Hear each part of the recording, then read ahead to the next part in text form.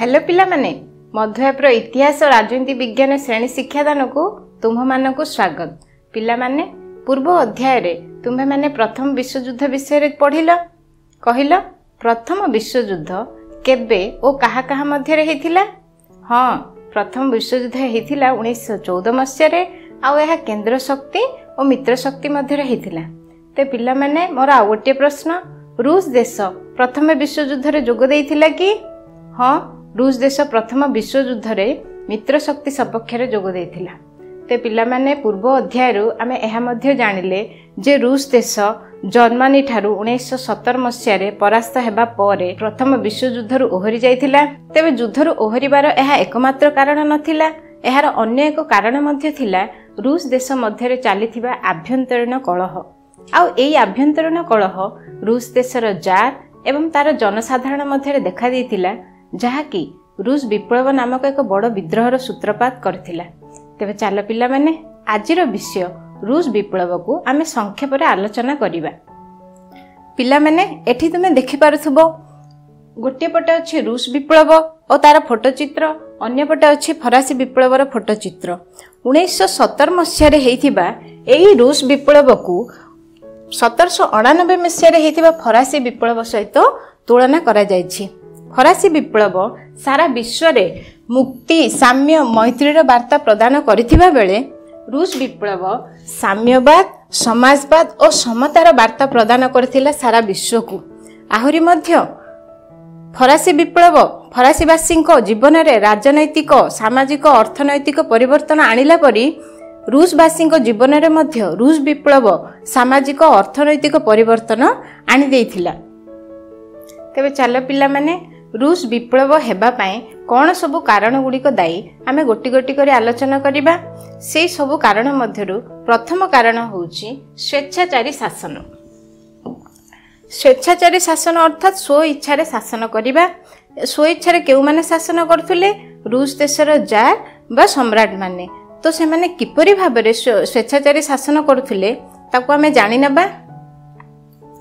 रूस रे जो जार माने थिले तांको हाथ रे समस्त क्षमता न्यस्त थिला। तांको दरबार रे केतेक उपदेष्टांको सहाय्य रे प्रजा मानकु से माने शासन करुथुले। शासन क्षेत्र रे समस्त नियुक्ति से निजे ही करुथुले। पदातिक बाहिनी और नौबाहिनी रो सेनापति मध्य से थिले। से रूसिया चर्च रो मुख्य मध्य थिले। निज इच्छा अनुसार बंदी मध्य करुथुले आ निर्वासन मध्य करुथुले सुदूर साइबेरिया बर्फावृत अंचल को। आ बिना विचार रे मृत्युदंड आदेश मध्य से दउथुले।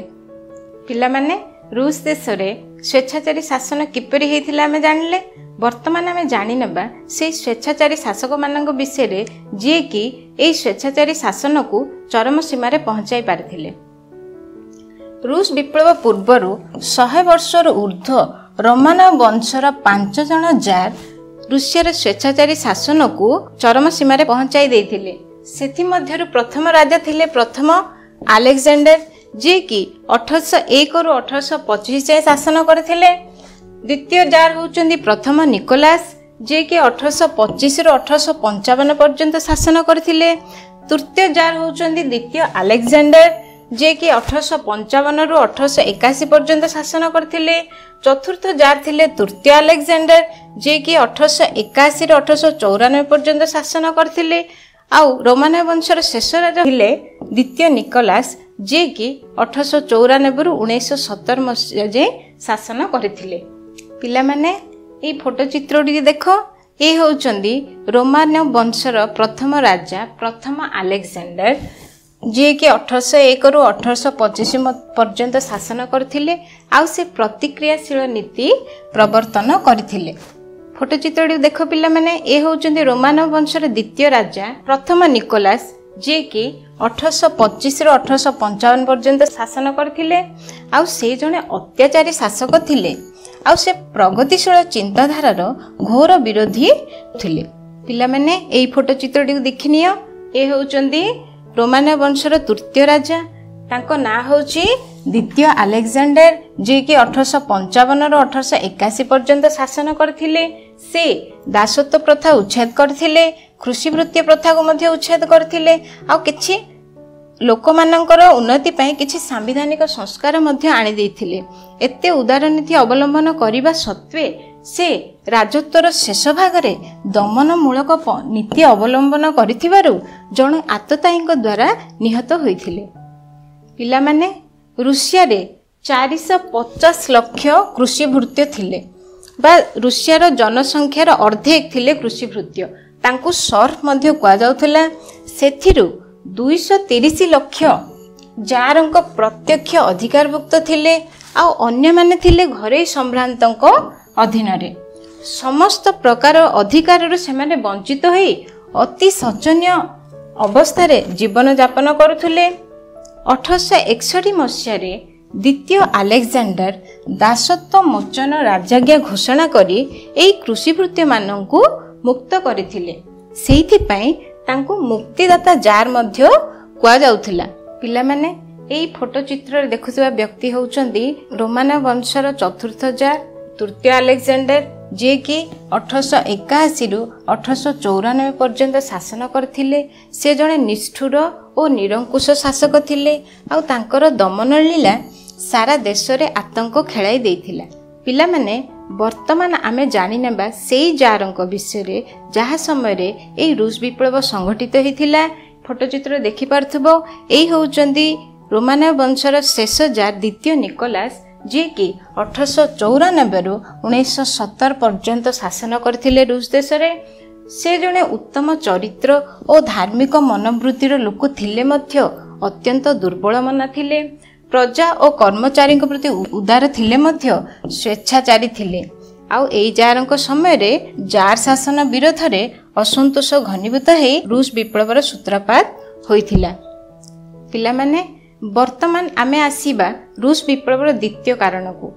ରୁଷ ବିପ୍ଳବର ଦ୍ୱିତୀୟ କାରଣ ହେଉଛି ସାମାଜିକ ବୈଷମ୍ୟ। ରୁଷିଆ ସମାଜ ମୁଖ୍ୟତଃ ଦୁଇଟି ଶ୍ରେଣୀରେ ବିଭକ୍ତ ହୋଇଥିଲା। ଗୋଟିଏ ହେଲା ଥିଲାବାଲା ଶ୍ରେଣୀ, ଆଉ ଗୋଟିଏ ହେଲା ନଥିଲା ବାଲା ଶ୍ରେଣୀ। ଆଉ ଥିଲାବାଲା ଶ୍ରେଣୀରେ ଯାଉଥିଲେ ସମ୍ଭ୍ରାନ୍ତ, ପୁଞ୍ଜିପତି ଓ ଧନୀ ଲୋକମାନେ, ଆଉ ନଥିଲା ବାଲା ଶ୍ରେଣୀରେ ଥିଲେ କୃଷକ ଓ ଶ୍ରମିକମାନେ। ପିଲାମାନେ, ବର୍ତ୍ତମାନ ଆମେ ଜାଣିନେବା ଥିଲାବାଲା ଶ୍ରେଣୀମାନଙ୍କ ବିଷୟରେ। ଏହି ଥିଲାବାଲା ଶ୍ରେଣୀରେ ଥିଲେ ଧନିକ ଓ ସମ୍ଭ୍ରାନ୍ତ ଗୋଷ୍ଠୀର ଲୋକମାନେ।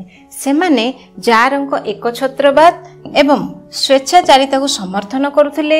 ସେମାନେ ଶାସନର ସମସ୍ତ ପଦପଦବୀ ଅଧିକାର କରିଥିଲେ ଏବଂ ଦେଶର ସମସ୍ତ ଜମିର ମାଲିକ ଥିଲେ।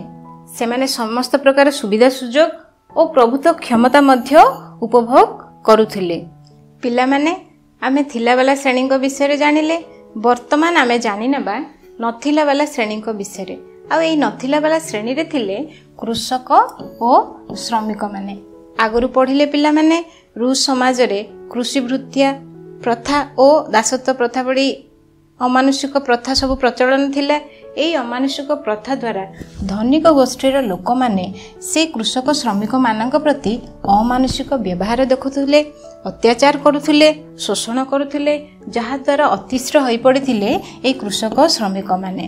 ଆହୁରି ମଧ୍ୟ ରୁଷିଆର ଦାସତ୍ୱ ପ୍ରଥା ଉଚ୍ଛେଦ ହୋଇଯାଇଥିଲେ ସୁଦ୍ଧା ଗରିବମାନଙ୍କ ସାମାଜିକ ବ୍ୟବସ୍ଥାରେ କୌଣସି ପରିବର୍ତ୍ତନ ଦେଖାଦେଇ ନଥିଲା।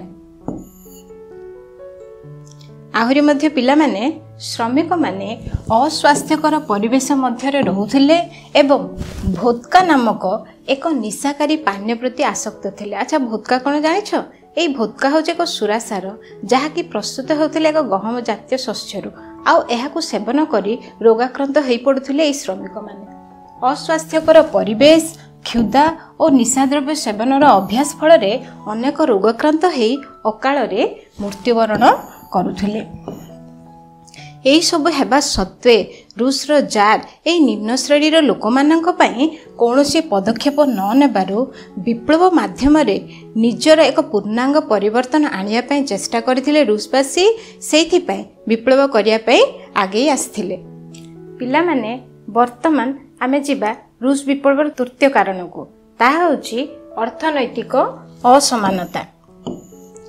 ସାମାଜିକ ବୈଷମ୍ୟ ହେତୁ ରୁଷବାସୀଙ୍କ ମଧ୍ୟରେ ଅର୍ଥନୈତିକ ଅସମାନତା ଦେଖାଦେଇଥିଲା। ଆଗରୁ ପଢ଼ିଲେ ପିଲାମାନେ, ନଥିଲା ବାଲା ଶ୍ରେଣୀ, ଥିଲା ବାଲା ଶ୍ରେଣୀ ଥିଲେ, ଯାହାଦ୍ୱାରା କି ଅର୍ଥନୈତିକ ଅସମାନତା ଦେଖାଦେଇଥିଲା। ଏହା ଦ୍ୱାରା କିଛି ଲୋକ ଅତ୍ୟନ୍ତ ଧନ୍ୟ ବିଭବଶାଳୀ ହୋଇଥିବା ବେଳେ ଅଧିକାଂଶ ଲୋକ ଗରିବ ଓ ସର୍ବହରା ହୋଇ ରହିଲେ। ଏହି ପ୍ରକାର ଅସମାନତା ଦୁଇଟି ଶ୍ରେଣୀ ସୃଷ୍ଟି କଲା। गोटे है शोषक श्रेणी आउ गोटे है शोषित श्रेणी। यही शोषक श्रेणी रे रहिले धनी संभ्रांत पुंजीपति माने आउ शोषित श्रेणी रे रहिले कृषक श्रमिक माने। संभ्रांत पुंजीपति माने ए कृषक श्रमिक मानकु शोषण करुथिले एवं निजे विलास व्यसन रे काल काटुथिले। आहुरी मध्ये पिला माने 1861 मसीह जार द्वितीय अलेक्जेंडर कृषि वृत्ति प्रथा उच्छेद करने सत्वे कृषक मानक अर्थनैतिक अवस्था विशेष किछि उन्नति होई नथिला। 1861 मसीह दासत्व मोचन राजाज्ञा घोषणा करथिले, जहाद्वारा कि से कृषि वृत्ति प्रथा उच्छेद करथिले। तथापि सेमानक जीवन में कौनसी परिवर्तन आसी नथिला। सेमाने प्रत्यक्ष कर सह जमी बाबद अर्थ सरकार को देवा द्वारा तांकर आर्थिक अवस्था अत्यंत शोचनीय और दुर्बल हो जाइथिला। चाष जमीर आवंटन ठीक भावे न हेबारु बहु लोक भूमिहीन हो गले। आउ एई भूमिहीन कृषक मानंकु सर्वहरा बा प्रोलेटारिएट कुहागला। पिला माने वर्तमान आमे रूस विप्लवर चतुर्थ कारण को जिबा, ताहाला शिल्प विप्लवर प्रभाव। शिल्प विप्लवर परिणाम स्वरूप रूस देश में बहु कलकारखाना शिल्पानुष्ठान प्रतिष्ठित होइथिला। श्रमिकों संख्या मध्य वृद्धि पाइथिला एवं स्वल्प मजूरी रे सेमानंक ठारू अधिक श्रम आदाय करा जाउथिला। देशर उत्पादन वृद्धि पाउथिला, किंतु रूस देशर अर्थनीति और शिल्प क्षेत्र में अग्रगति हैला, किंतु श्रमिक मानक जीवन रे कौनसी उन्नति आसी नथिला।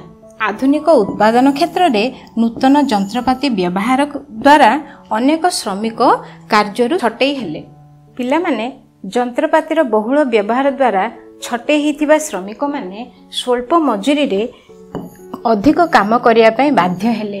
सामान्य मजूरी रे परिवार पोषण संभव न हेबारु सेमाने बाध्य होई निज स्त्री और पिला मानक मध्य काम रे लगाले। एहा द्वारा कोन हैला, ए पुंजीपति श्रमिक मानक मध्यरे संपर्क खराब हैला। एभली परिस्थिति रे सेमाने निजे गोटे संघ गठन करी निजे समस्यार समाधान पंथा निजे खोजिले एवं रूस देशर शिल्प क्षेत्र रे एक वैप्लविक परिवर्तन आनिबा पई निष्पत्ति नेले। तो पिला माने आज आमे कोन शिखिले? आज आमे रूस विप्लवर विभिन्न कारण गुडी को जानिले। सेथिरे आमे स्वेच्छाचारी शासन विषय जानिले, किपरि रूस देशर जार माने लोक मानक अत्याचार करथिले ताहा विषय जानिले। एहा पर आमे जानिले सामाजिक वैषम्य विषय रे। एहा पर रूस समाज रे किपरि सामाजिक वैषम्य द्वारा अर्थनैतिक असमानता देखा दिथिले ताहा विषय जानिले। आउ एई रूस विप्लव रे शिल्प विप्लव प्रभाव किपरि पड़थिला ताहा विषय मध्ये आमे जानिले। तबे चलो पिला माने आज आमे जहा सब पढ़िले ताहा संबंधित किछि सहज प्रश्नोत्तर आलोचना करिबा। प्रथम प्रश्न को जिबा। कहिलो पिला माने रूस विप्लव केबे हेतिला? हां, रूस विप्लव हेतिला 1917 मसीह रे।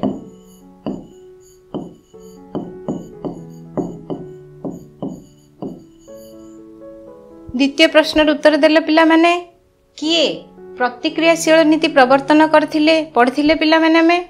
हाँ, प्रतिक्रियाशील नीति प्रवर्तन करथिले प्रथम अलेक्जेंडर।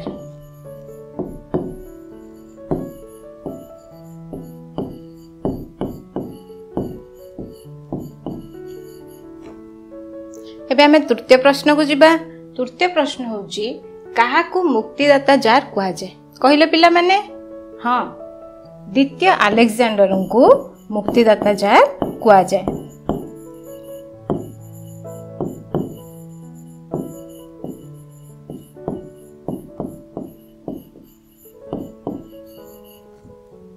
एबे हम चतुर्थ प्रश्न को जिबा। रूसियार श्रमिक माने केउ निशाकारी पानीय प्रति आसक्त थिला? कहिलो पिला माने? हाँ, ठीक कहिलो, वोदका नामक निशाकारी पानीय प्रति आसक्त थिले। पिला माने आउ किछि प्रश्न द्वारा आमे आलोचना करिबा। प्रत्येक प्रश्न रे दिया जाइथिबा 4 गोटी विकल्प मध्यरु ठीक उत्तर को चिन्हट करिबा। पिला माने प्रथम प्रश्न होछि किए रूसिया रे कृषि वृत्ति प्रथा उच्छेद करथिले?